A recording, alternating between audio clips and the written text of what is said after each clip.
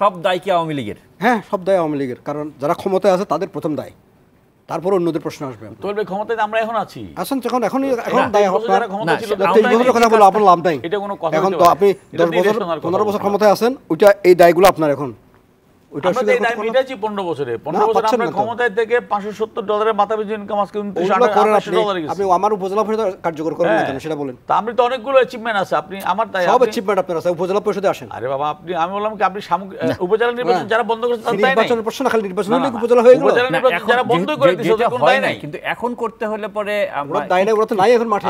ওরা তো বন্ধ করে রাখছিল। আরে বাবা, আমি যেটা হয় নাই সেই আলোচনা তো আমরা এখন ফিরে পাবো না, সেই সেটা সময় না। না, ওরা অস্বীকার করেন কিভাবে এটা বলেন আমাকে। কি করতে হবে? অস্বীকার করেন কিভাবে যে আমি 15 বছর ধরে ক্ষমতায় আছি? স্বীকার করছি না, স্বীকার করলে আপনি কাজ করেন না কেন? আমি বলছি যারা নির্বাচনটা বন্ধ করে রাখছিল ওদের কোনো দায় নির্বাচন নেই। বন্ধ করে তারা নাই, এখন নির্বাচন নাই। না থাকলেও কি দায় নেই ওদের? ওদের রাজনীতি আছে। দায় করলে আপনি কি করবেন? তাদেরকে জেলবাসী দিবেন নাকি? আপনি একজন বিজ্ঞ আলোচক, আপনি একজন বিজ্ঞ স্থানীয় সরকার বিশেষজ্ঞ, ওইটাকে নিয়ে যারা এটা বন্ধ করে দিল, যারা কি করবেন পরিচালনা করছে, যারা এখন দেশে রাজনীতি করতেছে, তাদের দায় নেই বলবেন আপনি? দায় নাই মানে কি? তারা এখন আছে এখানে। হ্যাঁ, ওদের দায় আছে তো। জাতিকে বলতে হবে ওরা ব্যর্থ হয়েছে। নাগরিক ঠিক আছে, ব্যর্থ হয়েছে তারা, কিন্তু আপনি সফল হন।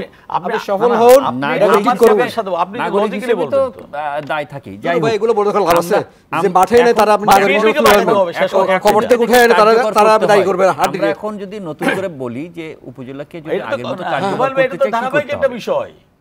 আপনি আমেরিকা আজকে গণতন্ত্র আজকে একদিন আসে ভাই 2009 থেকে 2024 সালের এটা দেন, খতিয়ান দেন যে এখানে উপজেলাতে আপনারা কি করেছেন। আরে খতিয়ান তো আমরা তো উপজেলা নির্বাচনগুলো করছি, নির্বাচন তো ওটাই বন্ধ রাখছিল, সেটা তো নির্বাচন করলে হবে না তো। একটা হলো যে আরে আমরা তো নির্বাচন করতে ছিল তো সেটাও করে নাই, ব্যবস্থাই বাতিল করেছে। নির্বাচনই করছেন। আরে আমরা তো একটা হলো করতে ছিল, তো কিছুই করে নাই।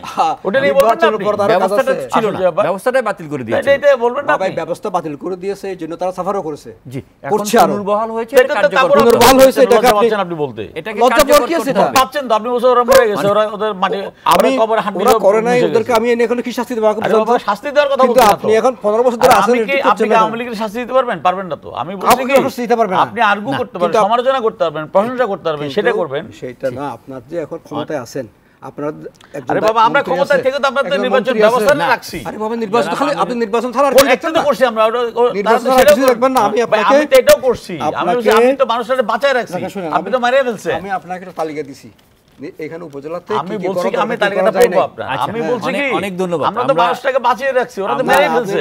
ডক্টর তুফাইল আহমেদ, আমরা বাঁচিয়ে রেখে অন্যায় করছি। আপনি একটা অন্ধের মধ্যে একটা কথা বলে যাচ্ছেন।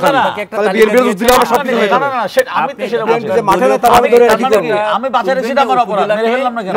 মেরে বাঁচিয়ে রাখলে ফেললাম আপনি আমি জীবন মৃত্যু রেখে দিয়েছেন। আপনাদের উপজেলাকে কার্যকর করতে হলে কি কি করতে হবে একটা সেটাই বলেন। আমরা সুপারিশ দিয়েছি অনেকগুলো।